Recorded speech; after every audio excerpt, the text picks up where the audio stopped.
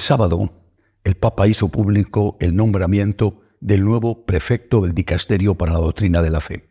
Se trata de Monseñor Víctor Manuel Fernández, arzobispo de la ciudad argentina de La Plata y una de las personas más próximas al Papa.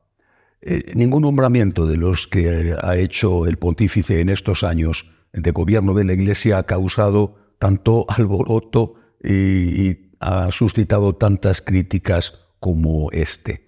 Esas críticas, esas objeciones se centran en dos puntos. Por un lado, la persona elegida y por otro lado, la carta con que el Papa hizo público el nombramiento y donde le explica al nuevo prefecto qué es lo que él espera de su cargo y de cómo Doctrina de la Fe tiene que actuar a partir de ahora. Es, para muchos, una refundación de esta importantísima congregación vaticana.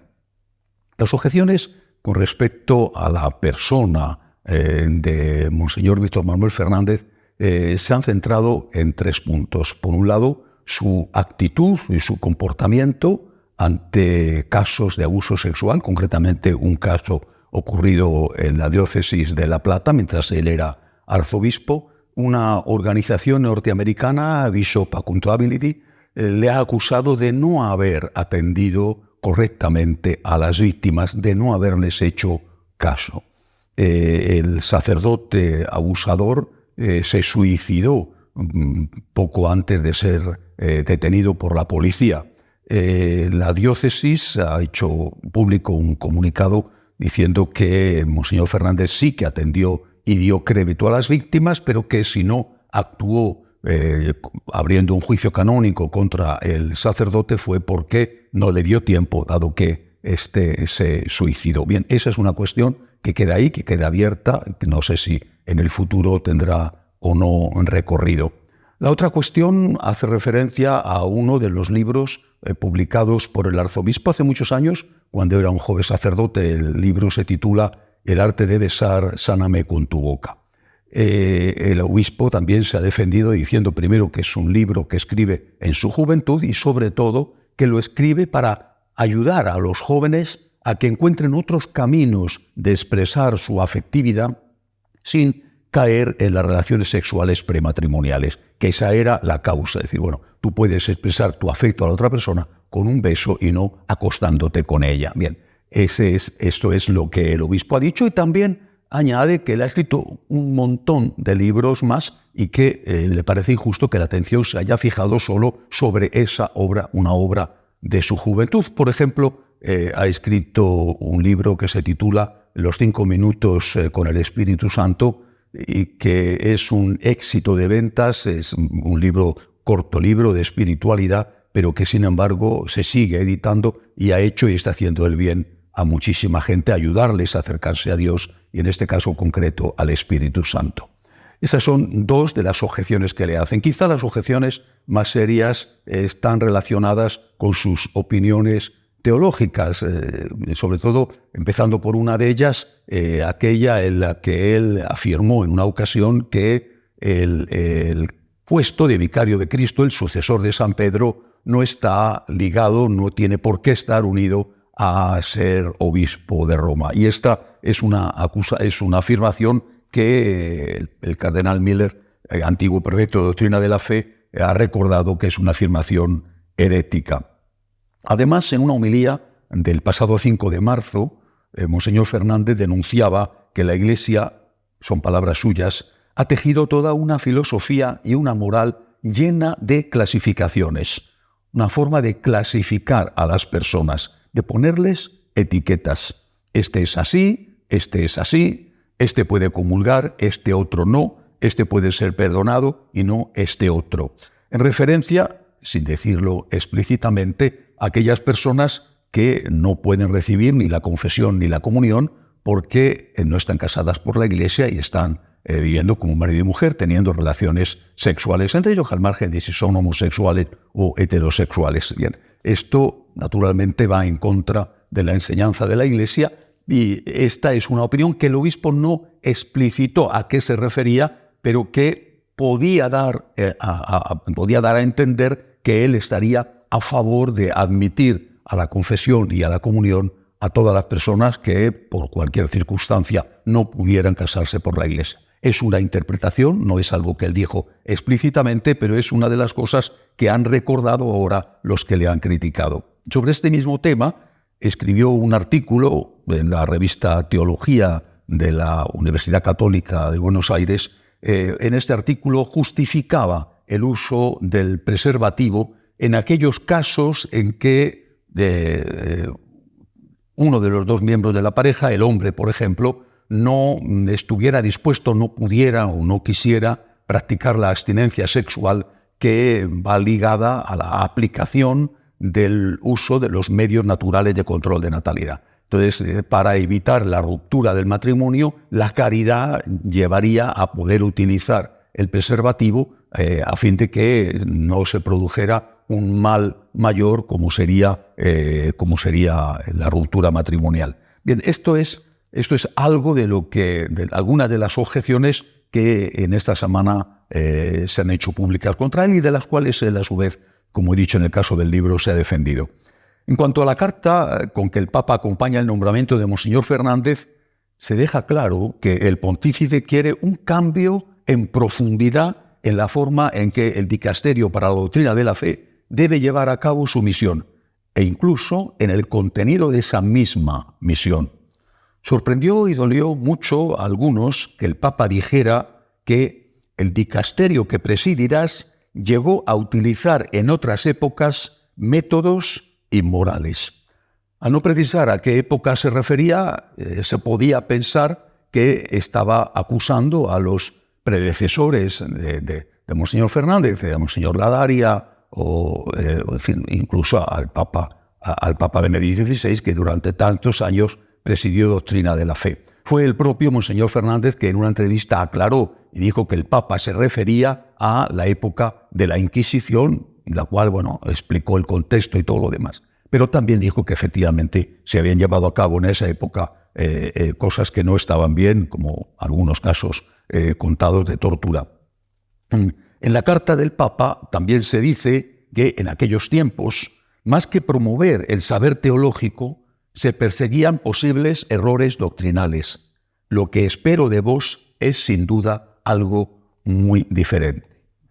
Ahora, la nueva doctrina de la fe, no se van a perseguir los errores doctrinales, o al menos eso se puede desprender de estas palabras del Papa. En aquella época se perseguían los errores, lo que yo espero de vos es algo muy diferente. A continuación, aclara el Papa lo que él espera de la nueva doctrina de la fe.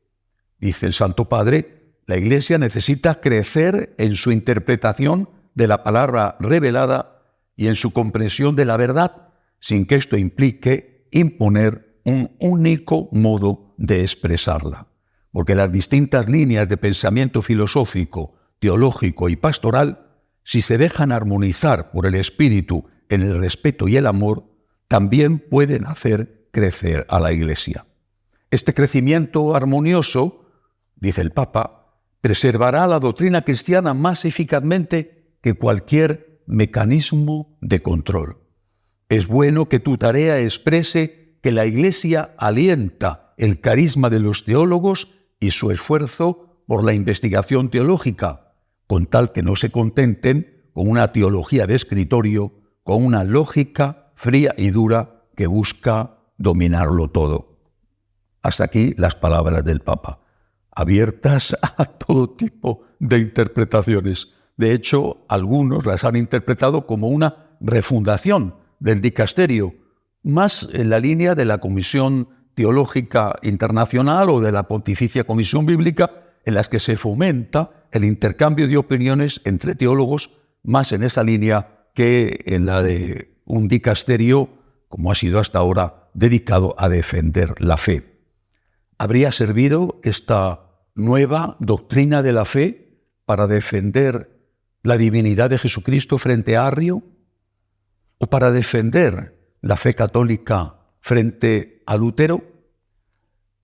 Sin embargo, también esta semana ha ocurrido otra cosa. Y me parece significativo y providencial, además, que haya sucedido justo en estos días.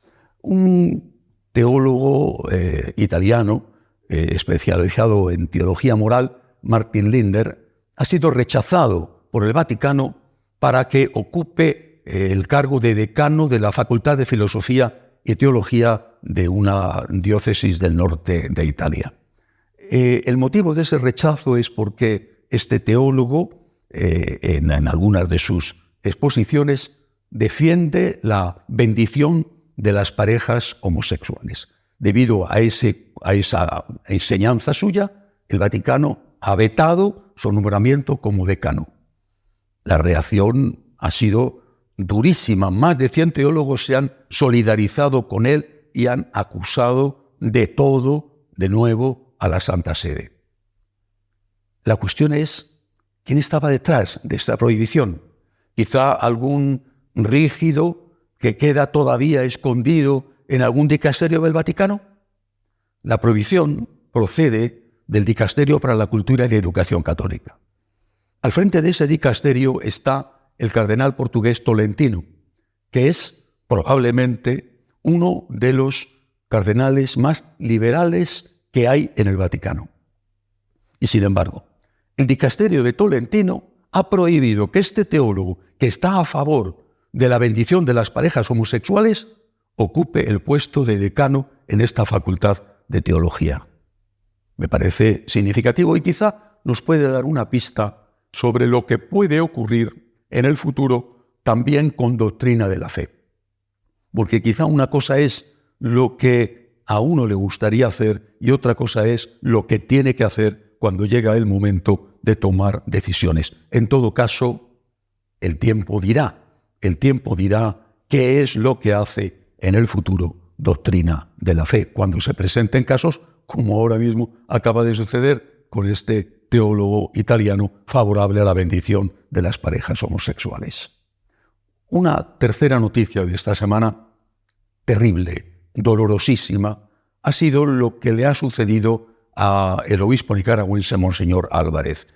Monseñor Álvarez, obispo de Matagalpa, fue encarcelado, acusado de traición a la patria, condenado a 26 años de cárcel, una acusación absurda, simplemente porque él defendía la libertad del pueblo nicaragüense. Le ofrecieron la deportación, que se fuera a Estados Unidos y allí no le iba a pasar nada más, o si no, si él prefería quedarse en su país, le iban a meter en la cárcel. Le han tenido más de 3 meses ya en la cárcel, en una habitación aislada, cerrada, sin ventilación alguna. Una habitación de 2 por 2,5 metros. ¿Alguien se imagina el sufrimiento de este hombre? ¿Alguien se imagina el horror de estar en esa habitación sin aire acondicionado, sin una ventana, en un país tan caluroso como es Nicaragua? Es una verdadera tortura. Pues bien, esta semana, en un proceso que está todavía sin aclarar del todo, parece ser que le han sacado de esa tortura, de esa habitación, no digo al rojo vivo, pero casi, le han sacado, le han llevado a la conferencia episcopal y parece ser que con la presencia de alguna autoridad vaticana le han ofrecido de nuevo la posibilidad de la deportación o de volver a la cárcel. El obispo, que dijo hace 3 meses que él prefería la cárcel antes que marcharse, porque marcharse significaba ser silenciado, pues ha dicho que prefería de nuevo volver a la cárcel. Y le han encarcelado otra vez en la misma terrible habitación sin ventilación y quién sabe a cuántos grados de temperatura. Es un ejemplo. Y es también un motivo de esperanza. Es un motivo de esperanza porque todavía hay obispos, y seguramente mucho más que el caso de Monseñor Álvarez, todavía hay obispos que están dispuestos a dar la vida por Cristo. Es un ejemplo para todos nosotros que nos dice hasta dónde tenemos que llegar por amor al Señor. Y es, repito, un motivo de esperanza, porque aún hay estos extraordinarios frutos de santidad en la Iglesia. No dejemos de rezar por este obispo mártir.